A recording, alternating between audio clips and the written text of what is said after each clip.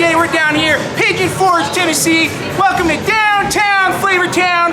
We're looking for America's greatest diners, drive-ins, and dives.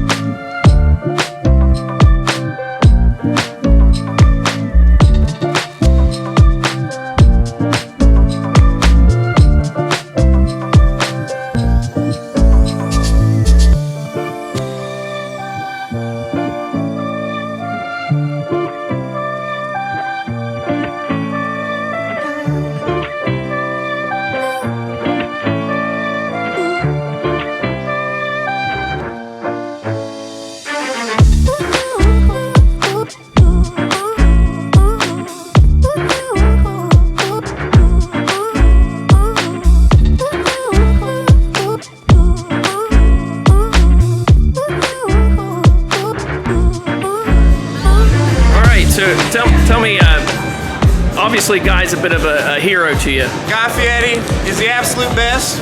I'm gonna do my best job to be like him. So, hey everybody, I'm Guy Fieri. We're down here, Pigeon, Tennessee. Welcome to downtown Flavortown.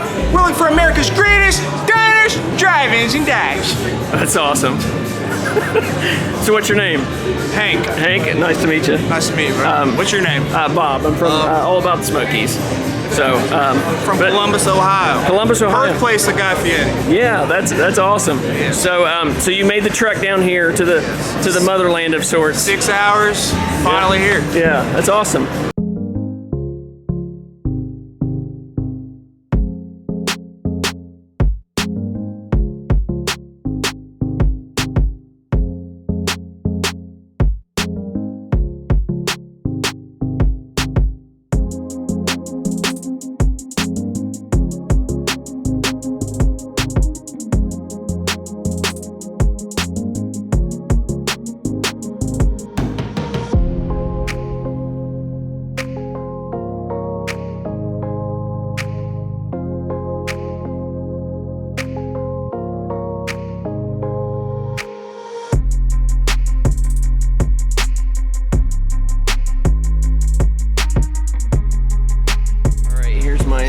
Hot chicken. It looks amazing. That is incredible. It is a creation.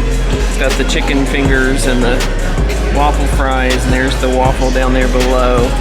And Miranda, you got the cheesy, real cheesy flatbread. It looks like a pizza.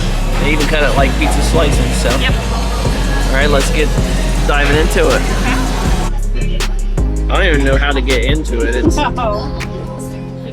pieces.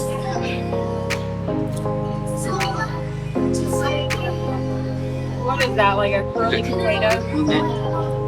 Like a potato wedge.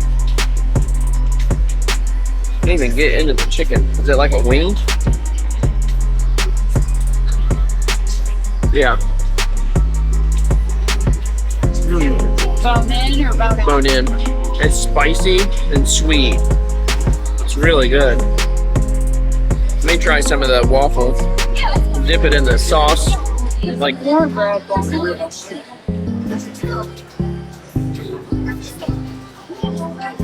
So unique.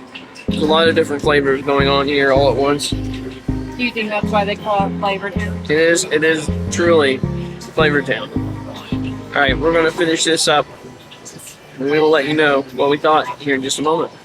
So that was downtown Flavortown in Pigeon Forge on Teaster Lane at the Mountain Mile.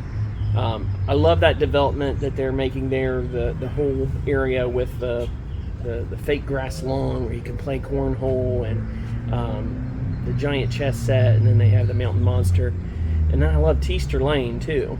It's great because it bypasses the main parkway, so you can bypass some of that additional traffic that you might hit. And there's a lot of neat stuff back there that's all new development as well.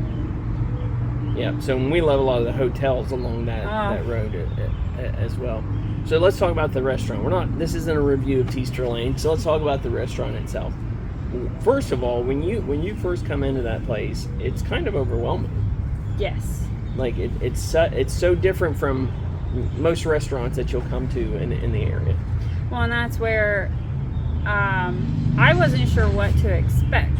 So going in, like, I'm glad that you kind of knew what we needed to do, because it is over. I thought we were just going into a restaurant. I guess I didn't realize all the arcade and everything, just how large it would be. Yeah, so the fact that they have like multiple areas, there's the main restaurant where we ate. There's the little tiki bar area where you could get a different menu. They have the bowling area where you get a different menu, like kind of different kinds of food, some of the same things, but a more stripped down menu. And then you have that arcade, which is a massive arcade, rivaling probably many in the area. I don't know that you get your value for the tickets that you get, but the store looked pretty cool.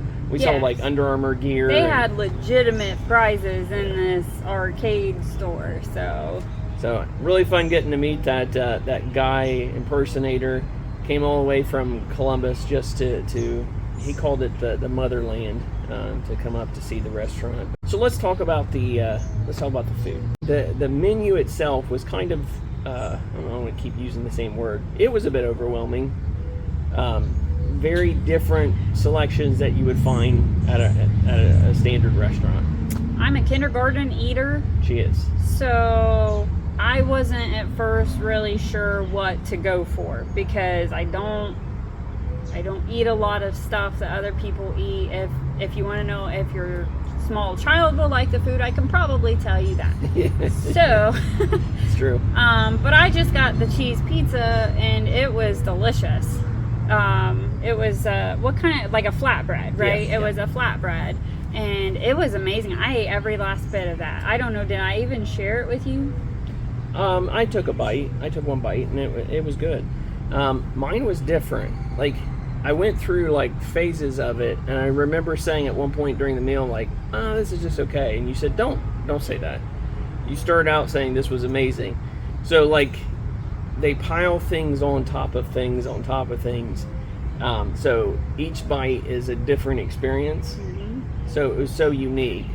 I think because of the name being on the side of the building, with it being Guy's Place, and with it being an experience and unique, there is a little bit of extra cost probably built in. That's what I've always felt about with Frizzle's, is that you're paying for experience. Sunliner Diner, I think, is that way too. You're paying for an experience, so there's some extra cost built into that, I think. What you can also say is the meal you got there, you will not get anywhere else. No. Nobody else is making that type of concoction, so it is a unique place to eat in that regard. Yep. Unless you eat like a kindergartner.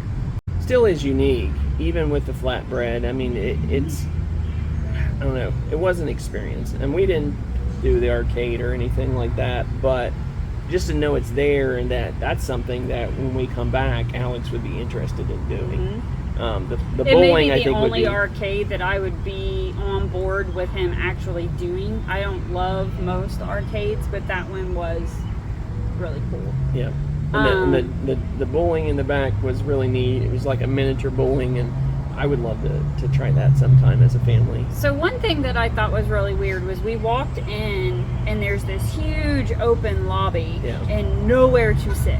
I thought that was really bizarre. Well, Bob went around, and I just kind of stayed in the gift shop area. And then he took me around to see the rest of it. And over around the tiki bar, they had a bunch of seating, tables and couches and chairs where you could sit and wait to be called to your table. And they had TVs there. It was a nice, relaxing area, but it was away from the front lobby and more towards the arcade, likely hoping that your kids will suck you into the arcade. But it was nice to have decent seating. Yep. You just had to look around a little. You did have to look around a little bit for it. Here's what I'll say. I think that's by design. So first, there's no seating in the main lobby, and second, there was a half-hour wait. Yes.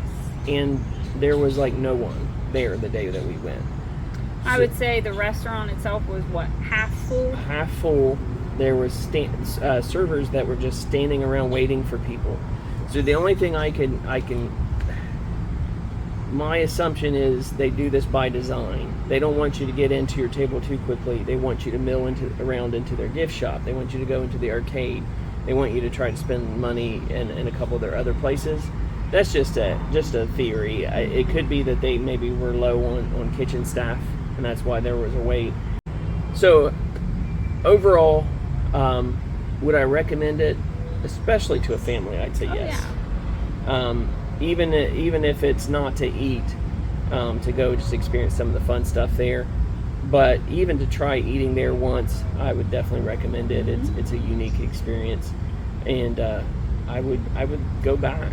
I would go again. I recommend it as well. So that'll do it for this review. It's been another video from the Great Smoky Mountains. We hope you have a great day. God bless.